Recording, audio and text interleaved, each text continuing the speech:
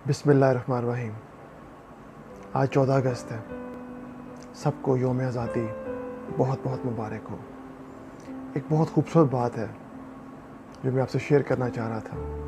लड़कपन में मैंने जनाब आसिफ अली वासिफ साहब की किताब दिल दरिया समंदर पढ़ी तो उसका जो पहला चैप्टर था वो था मोहब्बत, और उसका आगाज़ जनाब वासिफ साहब ने यहाँ से किया कि इस ज़मीन पे अगर कोई शय आसमानी है तो वो फ़कत मोहब्बत है।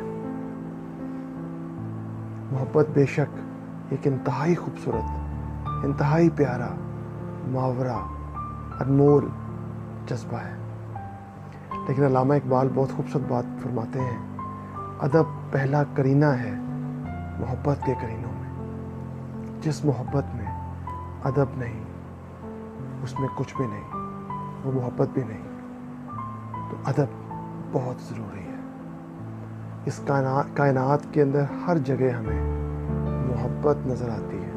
मोहब्बत के मॉलिक्यूल्स नज़र आते हैं, मोहब्बत के एटम्स नज़र आते हैं, मोहब्बत के सेल्स नज़र आते हैं।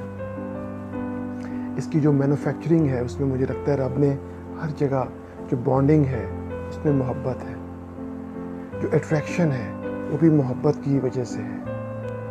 तो बहुत खूबसूरत बात है, इस ज़मीन पर अगर कोई शय आसमानी है तो वो फ़कत मोहब्बत है। और ये बात कभी ना भूलें, ख़ास तौर पे नई नस्ल। अदब पहला करीना है मोहब्बत के करीनों में। अपना ढेर सारा ख्याल रखें।